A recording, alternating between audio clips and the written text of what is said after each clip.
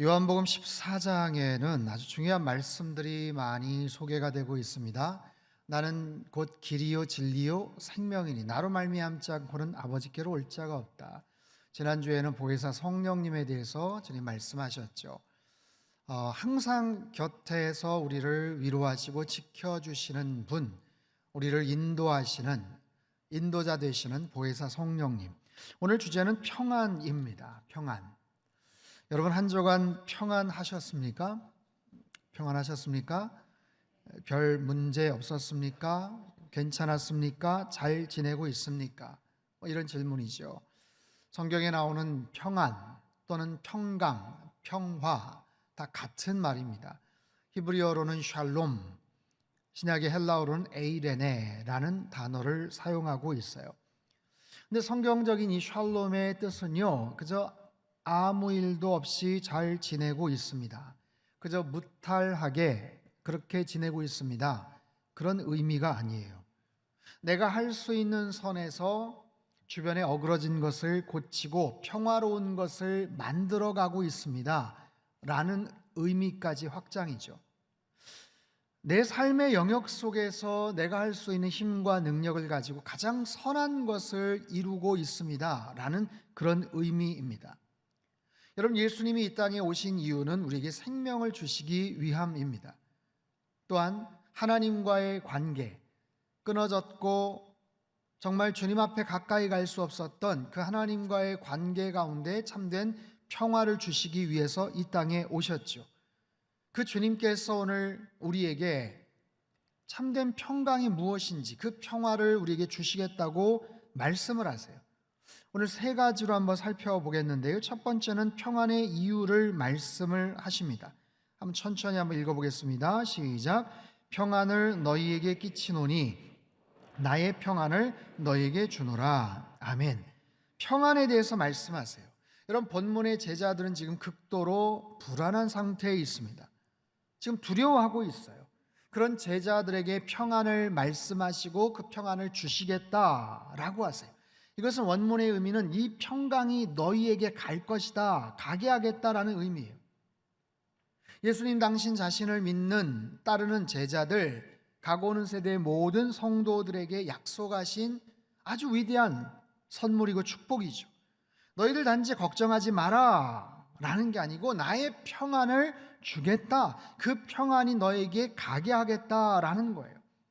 여러분, 예수님의 평안은 하늘의 평안이고 절대적인 평안입니다. 예수님의 평안은 근본적인 평안이죠. 가장 원초적인 평안, 그 누구도 흔들 수 없는 가장 완벽한 의미의 평안을 의미해요. 여러분, 십자가를 앞두신 예수님과 그 상황 가운데 놓여 있는 제자들, 누가 더 떨리겠습니까? 누가 더 긴장이 되고 두렵겠습니까? 마땅히 예수님이시겠죠. 이제 곧 십자가를 짊어지셔야 돼요.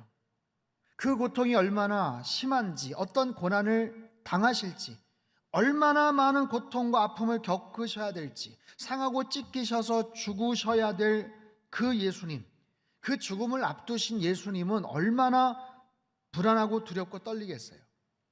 그럼에도 불구하고 예수님은 지금 절대적인 평안을 말씀하시고 그 평안을 주시겠다라고 하세요. 여러분, 일반적으로 그 평안을 주거나 깨트릴 수 있는 사람이 있어요. 우리 삶 속에서 나에게 있는 평안을 깨트리거나 아니면 더해주거나 누굴까요? 가장 가까운 사람들입니다. 나랑 가장 가까이 지내는 사람들. 여러분, 전혀 나랑 상관이 없는 지구 반대쪽에 있는 사람이 나에게 평안으로 영향을 끼칠 수가 없어요. 대부분 나랑 가장 가까운 사람들이에요. 나의 가족들이에요. 부부관계예요. 자녀와의 관계예요. 가장 가까운 친구들, 지인들이에요. 그들이 나의 평안에 결정적인 영향을 끼치게 됩니다. 따라서 일상에서 우리가 평안을 누리려면 가까운 사람들과 잘 지내야 돼요. 가까운 사람들과 좋은 관계를 맺으며 살아야 돼요. 그렇지 않으면 그 평안은 금방 깨어지게 마련이에요. 두 번째로, 나의 평안에 영향을 끼칠 수 있는 사람은 나보다 능력이 많고 높은 지위에 있는 사람입니다. 직장 생활을 하거나 조직 생활을 하신 분들은 쉽게 이해가 될 거예요. 물론 같은 위치의 동료들끼리도 그런 평안을 주고받을 수도 있겠지만 결정적인 것은 직장 상사와의 관계입니다. 나보다 더 높은 위치에 있는 사람, 나에게 뭔가를 지시하고 뭔가를 의뢰할 수 있는 그런 관계, 그런 사람들이 갑작스럽게 나의 평안을 깰 수도 있고 전혀 예기치 않은 상황에서 평안을 만들어줄 수도 있어요. 갑작스럽게 업무 지시가 내려오거나 이미 내가 나름대로 계획한 일들이 깨어지거나 흐트러질 수도 있다는 거죠. 여러분, 이런 관점으로 예수님 말씀하시는 평안을 한번 생각해 보십시오. 주님께서 어떻게 나에게 그런 평안을 주실 수가 있을까요? 주님이 우리와 가까우실 때, 내가 주님과 친밀한 관계를 누릴 때 가능한 거예요. 주님과 더 좋은 관계를 누릴 때 주님의 평강을 누릴 수가 있는 거예요.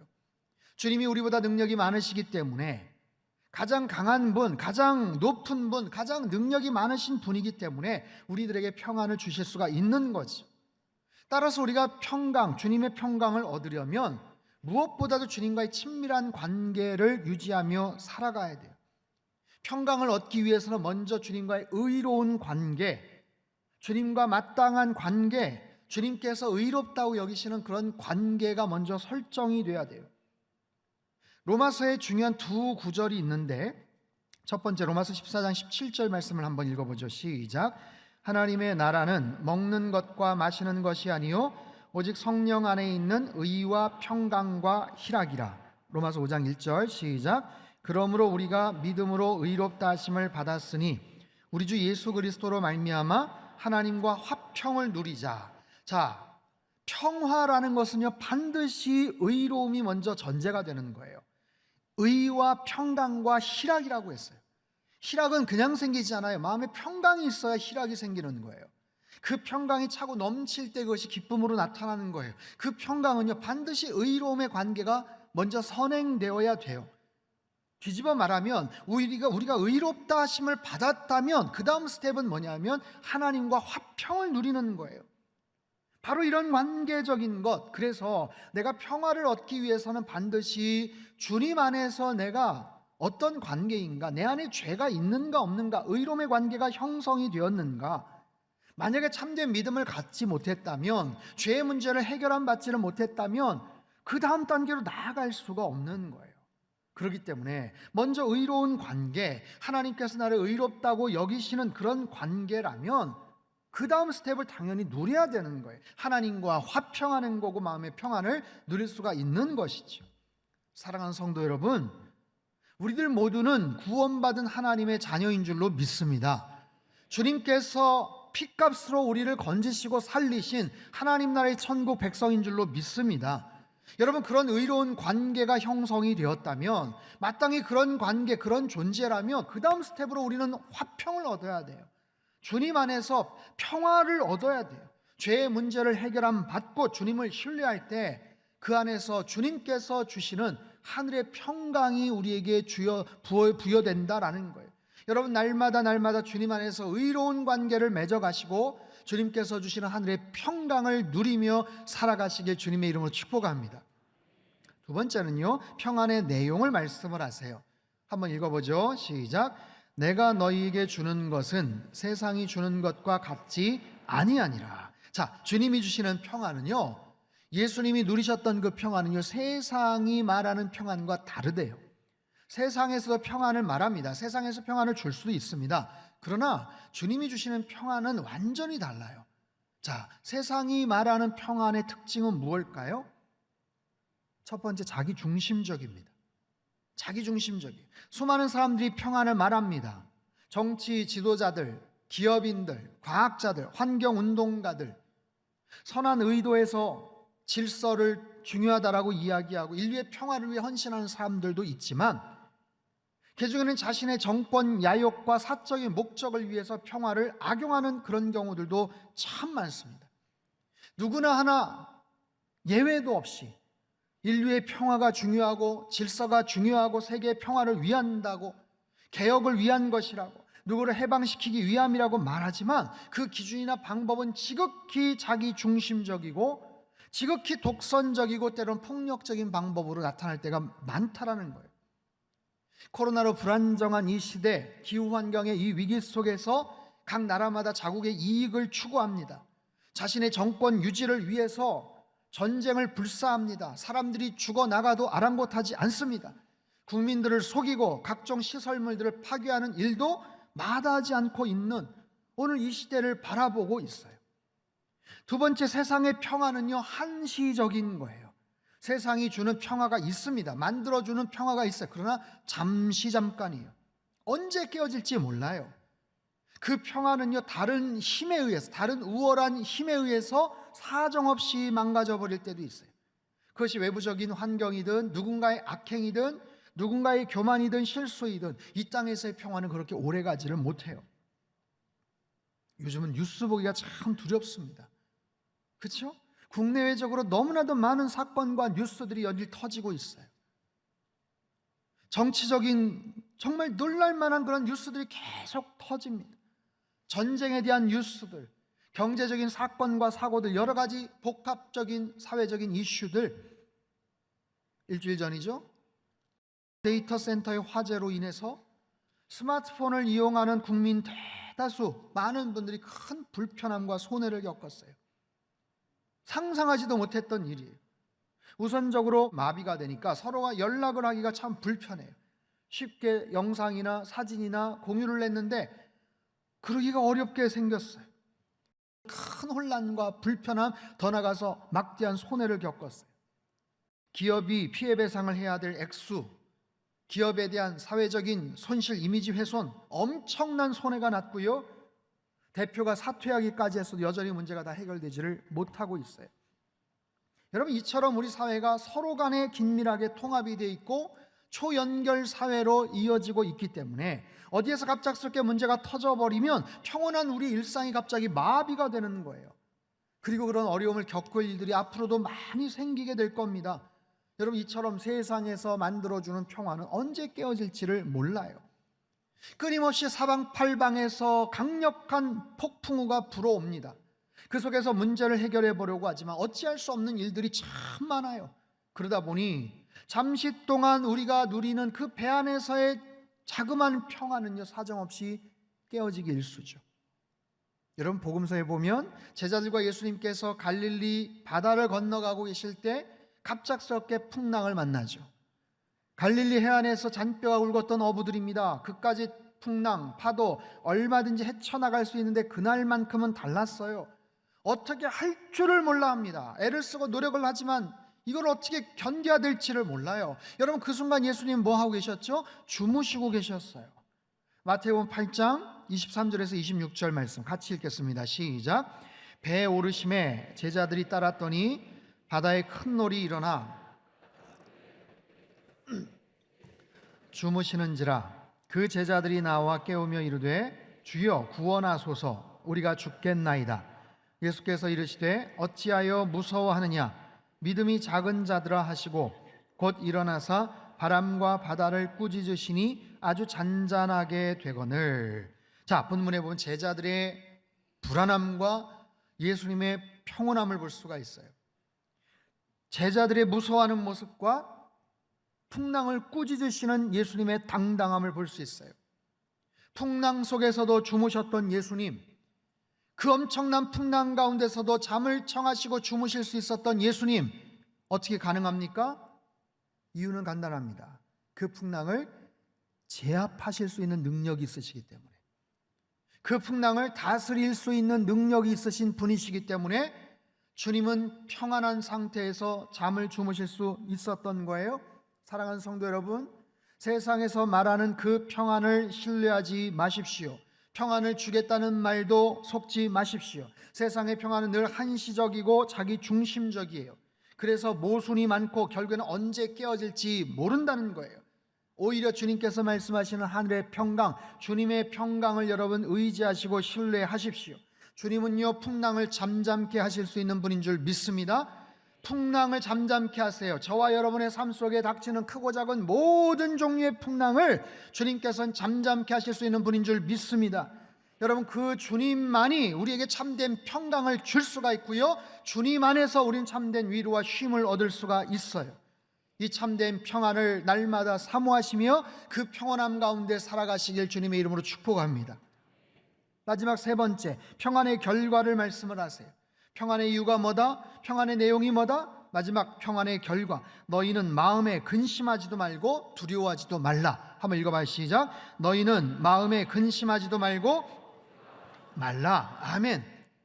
예수님 말씀하세요. 세상의 평화가 아닌 주님의 평강을 주시겠다. 그리고 그 평강을 통해서 너희들은 근심하지도 말고 두려워하지도 마라. 뒤집어 말하면 근심할 필요도 없고 두려워할 이유도 없다라는 거예요. 앨런 노블이 쓴 나는 나의 것이 아니다 라는 책에 보면요, 주코시스라는 표현이 등장을 합니다. 주코시스, 좀 생소한 단어인데 이거는 동물원과 정신병의 합성어인 단어예요. 뭐냐 하면 동물원의 사자나 맹수들, 호랑이들은 우리 안에서 그저 어슬렁거립니다. 대단히 불안한 증세를 보이면서 왔다 갔다 해요. 바로 그것을 가리키는 표현입니다. 우리 안에 갇혀있는 동물들은 특별한 목적이나 기능과 상관없이 그저 반복적인 행동, 그 패턴을 계속해서 하루 종일 반복하면서 살아가는 거예요. 그 좁은 우리 안에서 자신의 야성 사라져버렸어요. 자신의 본능, 그것이 다 억제되었어요. 그저 좁은 우리 안에 갇혀 있는 바람에 일종의 정신병 현상 같은 그런 행동을 계속해서 무의미하게 반복하더라라는 거예요. 여러분, 우리가 살아가는 세상이 우리들을 끊임없이 이렇게 불안하게 만든다는 것을 아십니까? 내가 열심히 살아가는데도 늘 불안합니다. 만족을 쉽게 하지를 못합니다. 내 삶을 지탱해주는 삶의 안전장치가, 보호해주는 안전장치가 너무나도 허술한 거예요. 너무나도 엉성한 거예요. 살다 보면 실수할 수도 있겠죠. 조금 쉬어갈 수도 있겠죠. 그런데 발 한 번 삐끗 잘못 디디면 그냥 나락으로 떨어질 수밖에 없는 그런 상황들이 너무나도 많아요. 한 번 잠깐 뒤처지면 도저히 따라갈 수 없는 무한 경쟁 속에 살아가요. 그러다 보니 우리들은 늘 불안하고 두려움을 느낄 수밖에 없습니다. 열심히 살아가는데도 때로는 무엇을 위해서 내가 이 고생을 하나, 내가 뭐 때문에 그렇게 열을 올렸나 싶을 때도 많고요. 그 상황에서 참된 의미와 행복을 놓쳐버리고 살 때가 참 많아요. 여러분에게는 어떤 염려와 근심거리가 있습니까? 너희는 마음에 근심하지도 말고 두려워하지도 말아라. 세상과는 다른 나의 평안을 너희에게 주겠노라. 그 평안을 누리며 염려하지 말아라. 두려워하지 말아라. 두려워하지 말라, 이 단어, 헬라어 데일리아토라는 단어는요, 더 이상 겁을 먹지 말아라 라는 뜻이, 신약에서 유일하게 사용된 그런 단어입니다. 더 이상 겁먹지 말아라. 겁먹지 말고 쫄지 말아라. 예, 맞습니다. 여러분, 우리는 살면서 얼마나 많은 겁을 먹고 살아갑니까? 마음에 부담을 잔뜩 안고 잔뜩 긴장하거나 쫄아서 살아가는 경우들이 얼마나 많습니까? 여러분, 생각해 보십시오. 과거에 비해서 우리 사회는 얼마나 편리한 사회가 되었어요? 얼마나 좋은 시스템이 잘 갖춰져 있습니까? 어느 시대보다도 편리하게 모든 것들이 잘 갖춰져 있는 시대를 살지만, 그렇게 속도가 빨라지고 모든 것이 편리해졌다고 하지만 경쟁은 더 치열해졌고요, 우리의 발걸음 늘 제자리인 것 같고 웬만해서는 만족을 얻을 수가 없는 거예요. 이상한 나라의 앨리스라는 책이 있죠. 그 속편인 거울나라의 앨리스에 보면 붉은 여왕이 주인공 앨리스에게 이런 말을 합니다. 너 제자리에라도 있고 싶으면 죽어라, 뛰어야 돼. 아니, 그 나라는요, 희한한 게 내가 열심히 뛰는데 주변도 같이 움직여버려요. 그러다 보니 주인공이 한참을 달려왔는데 보니까 겨우 제자리더라는 거예요. 그래서 앨리스가 묻습니다. 아니, 한참을 달린 것 같은데 왜 제자리죠? 붉은 여왕이 말하는 거예요. 야, 그나마 네가 힘껏 달렸으니 제자리야. 너 앞으로 가고 싶은 말이야. 지금보다 2배는 더 빨리 달려야 돼. 지금 네가 그나마 열심히 뛰어서 그래. 열심히 뛰고 있는데도 그나마 제자리인데 앞으로 나가려면 지금보다 2배, 3배 더 빨리 뛰어야 된다는 거예요. 여러분, 오늘 팬데믹 이후의 시대를 살아가는 우리들에게도 경종을 일으키는 것 같은 무서운 압박감을 느끼는 그런 메시지 아니겠어요? 사랑하는 성도 여러분, 우리는 지금 얼마나 힘든 시대를 살아가고 있습니까? 얼마나 하루하루 지친 모습으로 하루를 마감할 때가 많습니까? 도대체 어느 정도가 되어야 마음 편하게 쉴 수가 있고 만족을 얻을 수가 있을까요? 우리가 편하자고 만든 세상이에요. 성공하자고 열심을 내었어요. 그런데도 삶은 지치고 몸은 점점 더 망가져가고 마음은 늘 불안합니다. 어찌할 바를 몰라요. 그런 우리들을 향해서 주님 말씀하세요. 나의 평안을 너에게 주고 간다.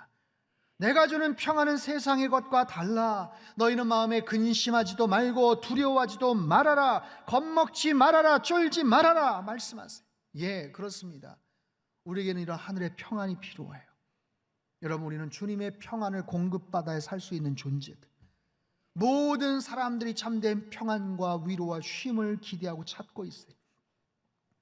여러분, 한 주간 평안하셨습니까? 언제 가장 평안하셨어요? 그리고 혹시 마음의 요동이 쳤다면 그때는 언제였습니까? 무엇 때문에, 어떤 이유로 평안하셨고 또 어떤 이유로 마음이 요동치셨습니까? 우리는 세상에, 이 땅에 발을 딛고 살아가지만 세상에서 얻을 수 없는 것들이 있어요. 그 중에 하나가 참된 평안입니다. 참된 평안은 오직 주님께서만이 주시는 줄 믿습니다. 여러분, 주님 안에 거하시고 그 주님을 신뢰하며 사시기를 바랍니다. 우리의 마음을 주님께 향하는 거예요. 우리의 시선을 주님을 향해서 두는 거예요. 내 마음을 주님을 향해 두지 않으면, 주님이 주시는 평안을 갈망하지 않으면 여전히 우리의 마음은 불안하고 온갖 풍랑이 요동치게 될 겁니다. 아무리 날씨가 좋고 햇볕이 좋아도, 어제 그랬어요. 그러나 하루 종일 실내만 있으면 소용이 없어요. 제가 그랬어요. 여러분, 하늘을 보지 않으면 멋진 구름을 그리고 환상적인 석양을 볼 수가 없습니다. 마찬가지로 언제나 신실하시고 우리와 함께 하시는 주님을 우리가 신뢰하지 않으면, 바라보지 않으면 주님의 평안을 얻을 수 없는 거예요. 주님 말씀하십니다. 나의 평안을 너에게 주겠다. 세상과는 다른 하늘의 평안, 절대적인 평안, 주님의 평안. 여러분, 이 주님의 평안을 받아 누리시기를 주님의 이름으로 축복합니다. 그 주님은 여전히 살아 역사하시고 우리와 함께 하시는 줄로 믿습니다. 우리 안에 많은 고민과 염려, 근심, 걱정, 잡념들, 그 모든 것들을 주님께서 평온하게 만들어 주실 거예요. 잠잠하라, 내니 잠잠할지어다. 우리 안에 요동치는 모든 풍랑을 주님께서 잠잠케 해주실 줄 믿습니다. 그분이 나를 아세요? 내가 어떻게 살아왔는지 아세요? 앞으로 살아갈 여정도 알고 계시고 천국 가는 그날까지 우리의 손 꼭 붙잡고 인도해 주실 줄 믿습니다. 여러분이 주님을 신뢰하시고 참된 평안을 이번 한 주간도 받아 누리시기를 주님의 이름으로 축복합니다. 여러분의 가정과 여러분의 일터와 여러분의 모든 자녀와의 관계, 부부와의 관계, 복잡하고 얼그러진 모든 그런 관계 가운데 하나님께서 주시는 주님의 참된 평강이 충만하게 드리워지고 그 평안함 안에서 여러분 승리하며 사시길 주님의 이름으로 축복합니다.